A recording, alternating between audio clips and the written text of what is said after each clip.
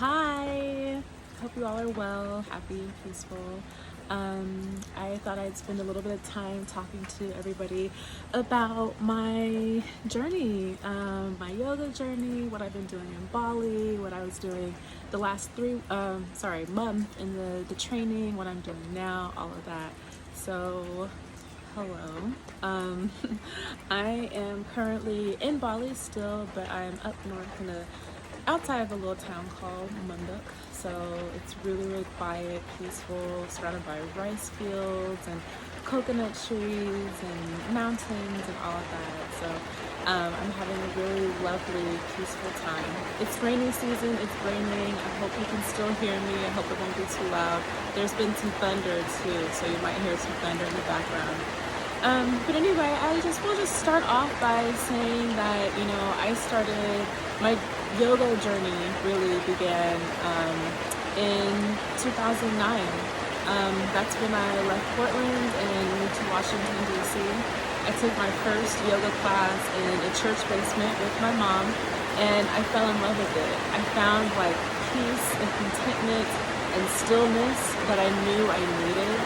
I was feeling disconnected from my body, untethered, emotionally, spiritually disconnected, and I was just looking for something more. And so finding yoga was great. I knew I found what would give me that something more that I was looking for, which now I know is contentment. But at the time I didn't really know exactly what it was. I just was searching for something, right? And so my yoga journey has been a long path. It started in 2009. In 2014, I took my first teacher training, a 200-hour training in DC through a program called Yoga Activists, which is a fantastic nonprofit yoga school, nonprofit. They do a lot of trainings and classes at community centers, libraries, and things like that, free of charge and donation based. So they're a really good organization. And I did my training in 2014, and it was fantastic, but it was mostly just for my personal growth. From 2009 to 2014, I was practicing yoga, not regularly, but enough to know that I really enjoyed it. But I didn't really have enough understanding and context to really get as much out of it as I knew I could have. So I did the 200-hour training in order to really deepen and enrich my own personal practice.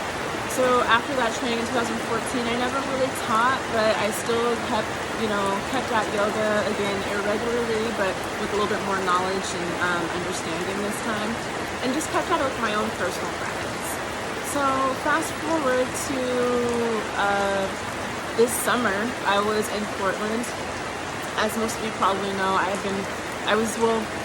me go back. In 2017, I started graduate school. That's why I moved to New York. So I was in graduate school for 2 years. Right after that, immediately when I graduated, I got this job managing a research study for Stanford University. And it was an incredible job, but it was extraordinarily stressful.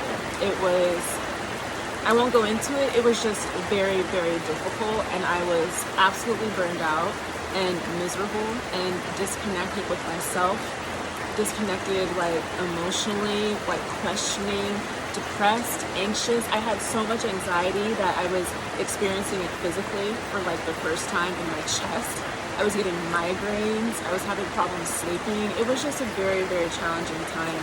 So my contract ended in June of this year, June of 2021. So I decided to spend some time in Portland, just to spend time with my family, have some downtime to just rest and relax. I knew I didn't have a job, so I couldn't afford rent. So I knew that I kind of needed to start over. So I moved back home, slept on my sister's couch and in my nephew's bedroom while he was at his dad's house, and just got really reconnected to my family, reconnected to a lot of my incredible girlfriends from high school, from college, women who I wasn't even really friends with in high school, but I knew them, they knew me, and then we got reconnected, and I got to just hear and learn about all the incredible things that they were doing, and it was so inspiring, just seeing so many people, especially women, just be 9 to 5 is not for me anymore. It does not serve me. They were also feeling burnt out and decided to really just make that switch to taking what was a hobby or an interest and making that part their career, making that the way that they are able to sustain and provide for themselves and their families. And it was just very impressive. So with that, kind of in mind, and also feeling like being in Portland was great, but I needed to do a little bit of something. I needed something more. I decided to look into teacher training programs for the 300-hour training. So the 300-hour training is like a advanced yoga teacher training, I guess. So 200-hour that I already have is like a foundational training. 300 hours is more of an advanced training. You learn a little bit more in depth about like yoga, the asanas, which is the physical postures. You learn about breath work, which we call pranayama, meditation. You learn a lot more about the yoga history and philosophy, how to work with people who have different sort of either illnesses or limited mobility or any other kinds of issues like that, just to make sure that yoga is accessible for everyone. And so I looked a little while and then ended up finding the training that I took in Bali outside of Ubud. And with the pandemic and everything, I wasn't sure if I was going to be able to make it. There was a quarantine requirement. There was like a visa restrictions that were more strict than they had been before to travel to Bali. But it's one of those things that was so incredible because coming to Bali was difficult, but at the same time, very, very easy. The bureaucratic steps were like numerous, and that lots of different times I had no idea if it was going to work out for me. But step by step, everything ended up falling into place, just fitting together nicely like a puzzle. And I was able to come. And so my first 30 days, from November 1st to November 30th, I was in Bali and Ubud doing the 300-hour advanced yoga teacher training.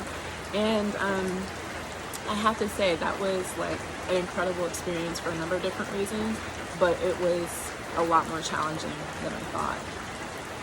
I was, inspired to find like a program or do some work that will help me to be and to live my authentic self, especially after being burned out and having so many like repercussions mentally, physically, and emotionally from the past job. I had been working in the 2 years of graduate school in the pandemic, and like, people suddenly realizing that racism is a thing and it being just like everywhere all the time, and like, all of the like microaggressions. Anyway, I digress. But I just needed something more, and this program gave me that. But it was a journey because I had to really face a lot of challenges and obstacles that I knew that I had, but I didn't know that they would come up for me in the way they came up. So for example, I remember there being times when I would be like in class doing asana practice, and we'd be doing like, sun salutations, and I'd be in downward dog and I'd be like almost in tears because all of those negative thoughts would come up for me. You can't do downward dog after doing this for 6 years still. Why are you so bad at downward dog? It's like the most easiest position. It's like the foundational position to yoga. Why can't you do this? If you can't do downward dog, how are you going to teach anybody yoga? You still don't know how to do something so basic. Like, what's wrong? Maybe this isn't for you. Maybe you should try something else. Right? All of those thoughts would come through my head like rapid fire. And I remember one time just like crying and being like, I gotta go, and like getting up and leaving class. And I think it's really fascinating because like we all have thoughts like that. We all have the ego that is trying to protect us based off of our early childhood experiences. But a lot of times the way it protects us is by like saying things like that dialogue that I just shared with you, to get you to back away from something that might be challenging you and pushing you sort of away from the status quo, right? So if being afraid to do things, and so you pull back and then you live comfortably in like a bubble, is sort of how you get by or get through, every time you step out, you venture outside of that bubble, your ego will start talking to you and telling you like, oh, it's not safe out there. Are you sure you want to do that? I don't think you can do it, right? Those kinds of things to get you to go back to that place of safety and security. But for me, and I think for most of us, it doesn't really serve us in the way that we need it to serve us, right? And so in yoga, a lot of times I would have those dialogues come up, and then I'd have to really stop myself and be like, wait a minute, this is not true. Yes, I'm struggling in this position right now, but that doesn't mean that I'm a failure. It doesn't mean that like I should have been rejected for all those things I've been rejected for in the past. Like it doesn't mean that I'm less of a person or unable to teach, right? So you have to really stop, or I had to really stop myself and offer a counter narrative in order to like disprove all the stuff that my ego was saying. And that was something that like I have always needed to do that, because I've always had those kinds of thoughts. Every time I was rejected from a job or a program that I applied to, or a relationship didn't work out or whatever, all those negative self-thoughts would come up. But I've never had to deal with them. I've never had to be like, nope, that is not true, that is not the case, and like give a counter narrative so that I can like proceed accordingly to how I wanted to. But in yoga, you know, you're holding something, like your arms are up, or you're doing something and it's like really, really hard, and all those things are coming into play. Meanwhile, your teacher is telling you, smile, find ease and find grace, only 5 more breaths, you know, and then they get to 4, they get to 4 and then 5, and then they're like, 5 more, you know? And so you're like holding these poses for a long time. And so you're forced to really be like, quiet down those voices, concentrate, focus, breathe, find ease and find stillness in something that's really, really causing you pain or causing you discomfort. And it's really, really powerful because you're doing it in your asana practice, but you also learn how to do that in real life. You know, when you're stressed with like work, or when you're stressed with family or commitments, or the person in the grocery store line is being a pain, when your thoughts are saying, that person, like, no, like, they're this, they're that, like, you shouldn't have done this, you knew, of course you shouldn't have, right? All of that stuff happens. You can be like, wait a minute. This is not that. That is not what's going on here. Like, let me just breathe. Let me connect back to my body. Let me just focus on whatever it is that I'm doing. And you calm those ego voices down. And then your emotional reaction, your physiological response, maybe your heart was racing or your face was getting hot, that begins to calm down as well. And those are all things that you learn from practicing yoga. And that's just the asana practice, the physical practice. Doing the breath work, the pranayama, meditation, all of that stuff as well, just augments the learnings from doing the asana practice. Anyway, I didn't mean to lecture you all, but I was just trying to share like why for me yoga has been so important, and what my experience had been like, you know, in the yoga teacher training. It was difficult and challenging. I cried. One week I cried almost every day, but I was releasing so much stuff that was pent up and bottled up for a really, really long time.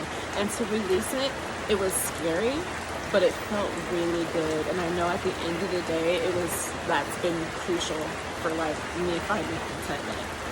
So here I am now. I finished my training. I really want to start teaching. I'm really dedicated and committed to teaching and to sharing with you all, other people, everything that I've gained from the practice of yoga. So for these next 30 days, I'm going to be working on my own practice, because we are always learning. Teachers are always still students in yoga. And then hopefully sharing soon with other people online. Some yoga classes, so individual one-on-one classes, really going through the asana practice, if that's what people want. Also happy to do breathing, breath work, and guided meditations.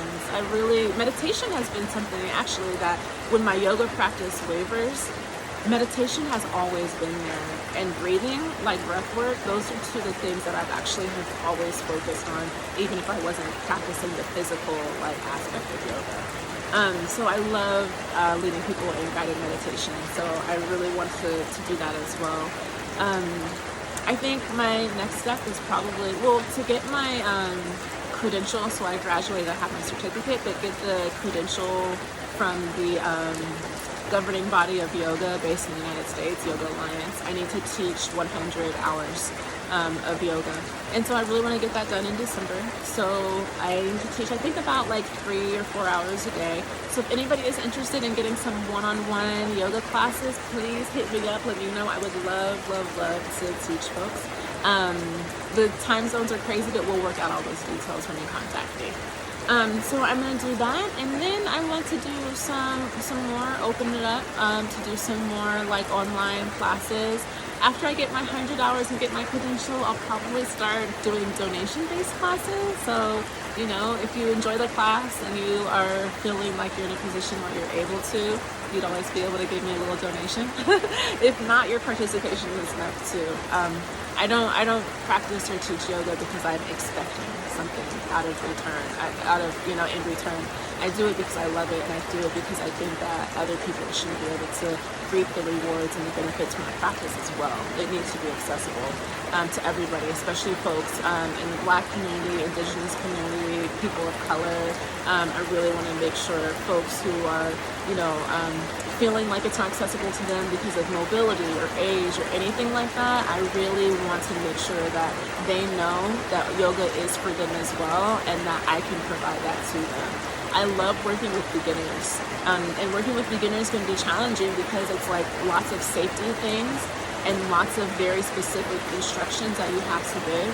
But that's always been my favorite group of folks to work with. So if you're a beginner or not really sure if like yoga is for you and you want to sort of like try it or see, hit me up. I love to talk with you about it and to show you how you absolutely can practice yoga no matter what your level of experience is with it. Anyway, so that's kind of it. That's me. That's what I'm doing here. I'll be here through the rest of December, maybe even part of January. I don't know. I'm not sure when I'm going to come back to the States. I would secretly love to be gone through winter, but I don't know. Maybe I'll come home sooner. I was talking to my sister on the phone the other day. She was asking me when I was going to come home, and it made me think, like, I definitely found what I've been looking for. Being in Bali, doing this yoga training, deepening my practice, I found contentment, and it feels really, really good. I'm really at a place where I'm content, I can just be.